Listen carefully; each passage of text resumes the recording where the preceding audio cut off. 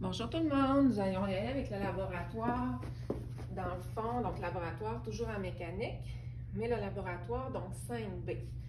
Fait qu'on a M. Laval qui nous a fabriqué donc une espèce de rampe pour projeter donc un projectile pour lui donner finalement donc une impulsion pour étudier le mouvement MP, le mouvement des projectiles.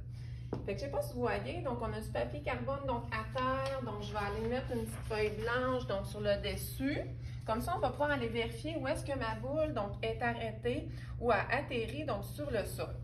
OK, encore là, je sais pas si vous voyez, ma rampe va servir pour donner une vitesse en X donc à ma balle. Et c'est sûr que tout le long de la trajectoire de ma boule, comme ça ici, c'est sûr que ma balle, ma petite bille, donc en métal, va conserver donc sa vitesse en X, mais elle va être attirée donc vers le sol à cause de l'attraction donc gravitationnelle. Donc ma boule, elle voudrait bien continuer sa trajectoire donc de façon rectiligne, mais elle ne peut pas. Donc il y a l'attraction gravitationnelle qui va l'attirer vers le bas. Fait que si on regarde donc un petit peu. Donc sur ma rampe, donc ici, on va donc l'aligner. Je vais commencer donc avec quand même donc une petite vitesse là, on va l'envoyer dans le milieu de la rampe. Fait qu'on y va donc comme ça ici. Donc c'est sûr que ma petite bille, elle va tomber donc ici. Je ne sais pas si vous avez vu donc l'impulsion donc c'est fait là. On peut même donc ici, là, on peut même aller voir là, le petit picot là, qui a été imprimé donc à cause du papier carbone. Et si on l'envoie, on lui donne vraiment une belle impulsion finalement. Donc en X, elle va descendre. Wouh! Et elle va arriver ici. Fait que je ne sais pas si vous avez vu. Le premier donc lancé, ma boule est arrivée là. On peut peut-être aller dessiner son point d'atterrissage ici. Et le deuxième point d'atterrissage qui est là, à la deuxième position. Très logique. Si ma bille, dans le fond, est lancée plus haute, elle va prendre beaucoup d'accélération. Si elle a plus d'accélération, ben c'est sûr que sa vitesse en X donc, va être plus grande. Donc, c'est bien certain que donc ma balle va aller un petit peu plus loin que si je l'avais lancée donc, à partir d'ici. Mais dans les deux cas, c'est bien certain qu'il faut bien comprendre, et c'est ça qu'il faut se rappeler, que lorsque ma bille quitte la rampe, elle a reçu seulement une vitesse en X.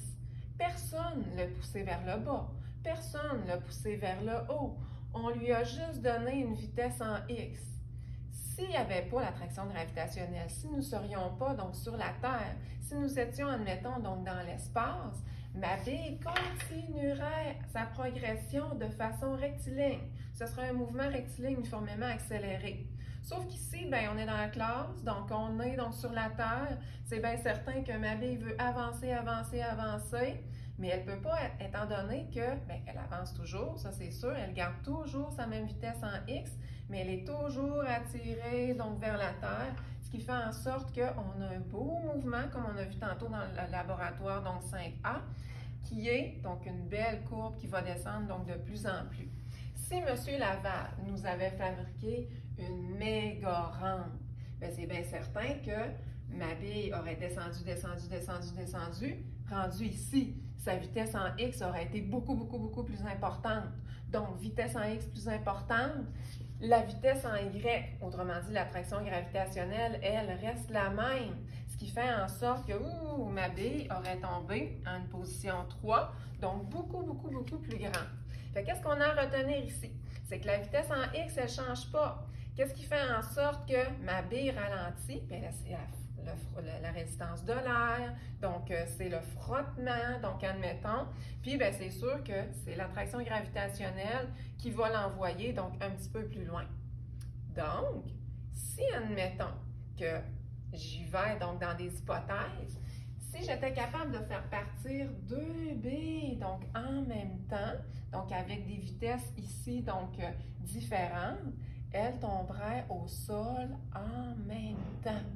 Si j'envoie une bille à une vitesse de 100 km/h ou si j'envoie une bille, admettons, avec une vitesse de 50 km/h, toutes les deux auraient des vitesses donc plus rapides. Elles iraient plus loin, ça c'est sûr, mais elles tomberaient en même temps parce que leur vecteur, leur force d'attraction au sol, donc, est la même.